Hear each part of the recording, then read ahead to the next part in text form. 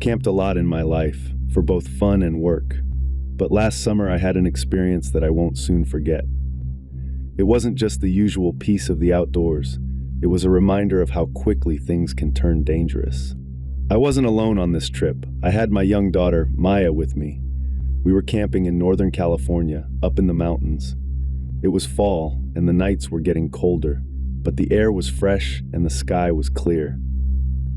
We set up our tent in a clearing not far from the tree line, a perfect spot for a peaceful night under the stars. We ate dinner, just some simple meals and snacks. I always make sure not to leave food lying around because, over the years, I've learned that careless campers attract trouble. Around 1 or 2 a.m., I woke up. At first, I thought it was just the usual forest sounds, the wind rustling through the trees, the distant call of an owl. But then I realized something was off. It was heavier than usual.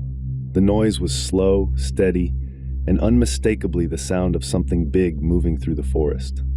I sat up in my sleeping bag and listened closely. The sound came again, the crunching of leaves and branches under weight.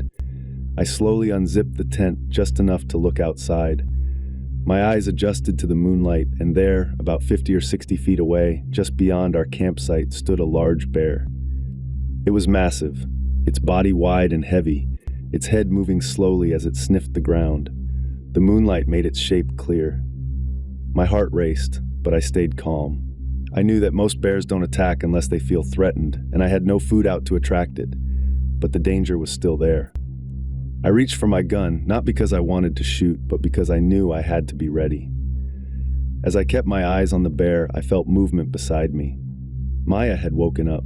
She rubbed her eyes and whispered, "What's going on?" I put my finger to my lips and motioned for her to stay quiet.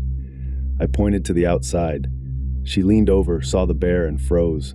I could see the fear in her eyes, but she stayed silent and still. I whispered to her to stay calm and not make a sound. The bear stepped closer, sniffing the ground, but it stopped. It was too close for comfort. I knew I had to act without making things worse. Slowly, I raised my gun, aimed at the sky, and fired one warning shot. The sound exploded through the quiet night, echoing off the mountains. The bear flinched but didn't run. My heart sank. I aimed again and fired a second shot into the air. This time, the bear turned sharply and bolted back into the trees. I watched it until it disappeared into the darkness, its heavy footsteps fading into the night. Maya let out a breath she'd been holding. I whispered to her that everything was okay, that the bear was gone. But I knew I couldn't go back to sleep after that. I stayed awake, sitting up with my gun across my lap, listening for any other sounds in the dark. The forest is beautiful, but that night reminded me of how small we really are out there. I kept replaying what could have happened if we hadn't been careful, if we had left food out or if I hadn't been prepared. Most animals won't bother you if you don't bother them, but if something is wrong or they feel threatened, they can react quickly. That night taught me that being prepared is not optional when you're in the wild, especially when you have someone depending on you. In the morning, the sunlight felt like the safest thing in the world. We packed up and moved on, a little more aware of how quickly things can turn dangerous. Even though nothing terrible happened, the memory stayed with me. It wasn't the scariest story anyone could tell, but it was real. And it reminded me of how thin the line is between safe and unsafe in the wild. It was my first summer away at college, and I was determined not to spend it working my dull retail job. I needed something exciting, something more. So when my roommate Chloe and I landed waitressing jobs in a small beach town a few hours up the coast, I thought it was the perfect chance for an adventure. The town was straight out of a postcard. Charming little shops lining the boardwalk, the constant hum of tourists, and the miles of sandy beach stretching under a perfect sky. It had the kind of small-town charm you dream about. We found an overpriced apartment, but it felt like we were finally living the dream, doing something real, not just surviving in the city. A month into our stay, I met Leo. He worked as a cook at the restaurant next door. He was the kind of guy you'd expect to see in a beach town, tanned, laid back, and with a smile that made you feel like the world revolved around you. He seemed to know everyone, and his easy confidence was contagious. Leo started stopping by my work on his breaks, and we would chat. He was funny, charming, and honestly, I developed a bit of a crush. One afternoon, he leaned against the counter, grinning. "You guys work too much," he said. "You need to see the real side of this town, not just the tourist spots." He invited Chloe and me to a bonfire that evening, telling us it was a local event, something away from the crowds. The idea sounded perfect. We'd been craving a break from the constant buzz of tourists.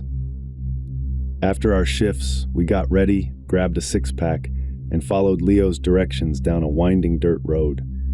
As the sun dipped below the horizon, the path grew darker, and the only light came from our phones. The sound of the waves seemed muffled, hidden by the thick grass surrounding the dunes. When we finally pushed through the last of the dunes, stepping onto the sand, my excitement began to slip into unease. Instead of the lively party I expected, there was just a small fire pit surrounded by 3 people. Leo and 2 older men, maybe in their late 30s or early 40s. They were sitting quietly, watching us with intense, emotionless stares. Leo's usual smile seemed out of place under the flickering firelight. "Hey, you made it," Leo said, still smiling. "These are my friends, Mike and Rick." But there was no warmth in their nods. The vibe immediately felt off. This wasn't a party. It was like we had stumbled into a private, tense meeting. We sat down, trying to make conversation, but it felt like we were talking to walls. Chloe and I did most of the talking, but our attempts to keep things light seemed to fall flat.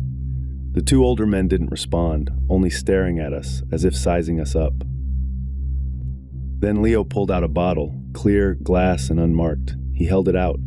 "You've got to try this," he said. "Best tequila you'll ever have." "We're good," I said, shaking my head. "We've got our drinks." He insisted. "Come on, just one shot. It's what the locals drink." One of the older guys grunted, his eyes not leaving us. There was something in his gaze that sent a chill down my spine.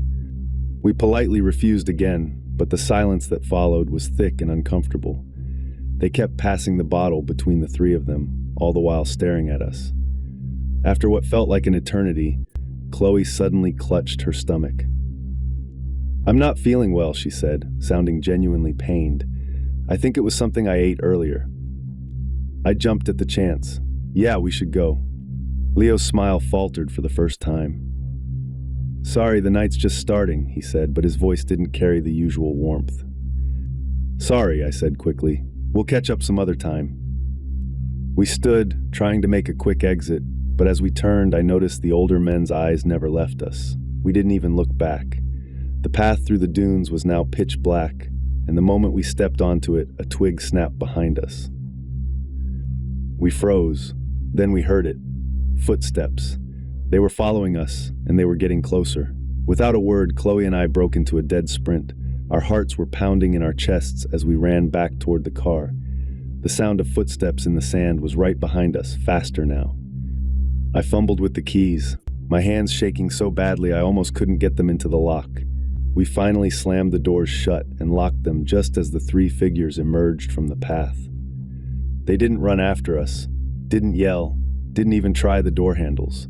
They just stood there, perfectly still, illuminated by my headlights. Leo raised a hand. He gave a slow, deliberate wave, and the smile on his face was no longer warm.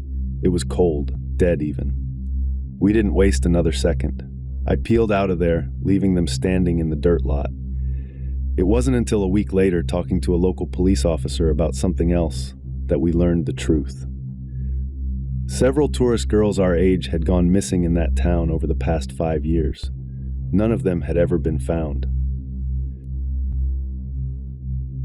It was the summer of 2012, and after months of work stress, my wife Emily and I decided we needed a break. We were both in our early 30s and overwhelmed by the grind of our jobs. She taught at a local school, and I was in sales.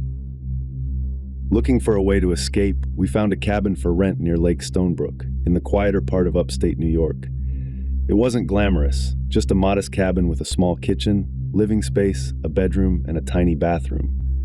No TV, no internet, just nature. The perfect place to relax, hike, and clear our minds. We packed our car with essentials, groceries, hiking gear, and a couple of books. The road to the cabin was long and winding, ending in a secluded spot surrounded by tall, dense trees. The air was fresh and the silence was almost too perfect. The cabin felt isolated, but in a peaceful way. Not far from us, about 100 yards through the brush, sat another cabin, run down, abandoned looking, with faded paint and broken windows. It gave off a strange, eerie vibe, but we didn't think much of it. Maybe it was just an old shed or something forgotten by time. On our second day there, I decided to gather some firewood, and as I was outside chopping, I noticed someone walking out of the derelict cabin. He was an older man in his late 50s, with graying hair, a scruffy beard, and worn-out clothes. He waved at me, so I waved back and walked over to introduce myself. He called himself Arthur, and in a soft-spoken voice, he mentioned that he lived alone in that dilapidated cabin year-round, doing what little repairs he could. It didn't seem like he was doing much fixing, but I didn't press him. We exchanged pleasantries about the weather, the peacefulness of the area, and he shared some tips on local fishing spots. Emily came out and joined us, and we shared a laugh about how out of place we were, being city folk trying to enjoy the woods. Arthur seemed harmless enough, a quiet guy just living off the grid. Over the next few days, I began to see him every afternoon around 4 p.m. It became a strange routine. Either he'd come by, or I'd walk over to his cabin if he didn't show up. Our conversations varied, but they were mostly about random things: trails, cars, and life in the city. He was nice, though sometimes he gave off an unsettling vibe. Emily thought he was a little odd, living alone in that decaying cabin, but she didn't mind too much. She even baked him some cookies one afternoon. This routine continued for 5 days, and everything felt like a nice, relaxing break. Mornings were for coffee and eggs, afternoons for reading or naps, and evenings spent grilling burgers as we watched the sunset. I started looking forward to our 4 p.m. chats, feeling like I was slowly getting into the rhythm of life in the woods. On the 6th day, I decided to go for a solo hike. Emily was feeling a little worn out from all the walking we'd done, so she chose to stay back and rest. I packed up a trail map, a water bottle, and some snacks, then headed out just after noon. The hike was beautiful: dense woods, a clear path, and the occasional glimpse of the lake in the distance. I spotted some deer along the way and snapped a few pictures. However, I lost track of time and didn't make it back until nearly 3:30 p.m. As I approached our cabin, something felt off. The front door was wide open, swaying slightly in the breeze. I called out for Emily, but there was no response. My heart started to race. I thought maybe she'd left it open by mistake, but she was always so careful. I stepped inside and froze. The place was a disaster. Chairs overturned, drawers pulled out, and our belongings scattered across the floor like someone had torn the place apart. "Emily!" I shouted, running through the rooms. The living room was trashed. The cushions from the couch had been thrown about. The bedroom door was closed, but no sign of her. Panic hit hard. I checked the bathroom, empty. I grabbed my phone to call her, but there was no signal. We had to drive a mile down the road for a signal. I thought maybe she went for help, but why would she leave everything like this? I remembered Arthur. Maybe he had seen something. I ran over to his cabin, but when I knocked, no one answered. I knocked harder, louder, but still no response. I tried the door handle, locked. Peering through a grimy window, I saw only shadows and old furniture. It looked deserted. Frustrated, scared, and exhausted, I ran back to our cabin. As I entered, I heard a creak from the bedroom. "Emily?" I called out. The bedroom door slowly opened, and there she was, pale, shaking, and looking at me like she had seen a ghost. She rushed into my arms, whispering, "Oh, thank God you're here." I pulled her into the bedroom, shut the door, and asked what happened. Her voice trembled as she recounted everything. She'd been napping when she heard a loud crash, the front door slamming open. She leapt up, heart racing, and peeked through the bedroom door. That's when she saw him, Arthur, standing in the living room, holding a large kitchen knife, not saying a word, just staring at the room with a blank expression. Emily froze for a moment, then slammed the bedroom door and locked it. She grabbed a lamp to defend herself and crawled under the bed, trying not to make a sound. Arthur knocked softly at first, then harder, banging with his fist. "Emily?" he called, his voice eerily calm, just like the way he spoke during our chats. She stayed hidden, praying he would leave. After what felt like hours, the knocking stopped, but she could hear him moving around the cabin, opening drawers and flipping things over, like he was searching for something. She stayed hidden until she finally heard me calling outside. I was in shock. Why would Arthur do that? Why break in with a knife? What was he looking for? I immediately called 911, and they promised to send help. About an hour later, 2 police officers arrived. We explained everything, their chats, the break-in, and Emily seeing Arthur with the knife. They took notes, dusted the door for fingerprints, and then asked about the cabin next door. That's when things got even stranger. The officers called the cabin's owner, a man named Mr. Clayton, who arrived in his truck. When we asked about the cabin next door, he looked puzzled. That cabin has been abandoned for years, he said. The owner, Arthur Holden, went missing 5 years ago. His wife died and he just disappeared. No one has seen him since. I froze. The man who had been chatting with me every day, Arthur, was the same man who had disappeared 5 years ago. But how? Why had he returned? The police searched the area with dogs, but found no trace of him. They thought maybe it was a drifter using his name, or perhaps it was the missing man, somehow returning after all this time. But we never found out the truth. We packed up, left the cabin, and drove home that night, stopping at a motel along the way. The police called a week later. Still no leads. The case was open but cold. They suggested it was a robbery gone wrong, but the knife didn't make sense. To this day, I can't shake the feeling that we never really knew who or what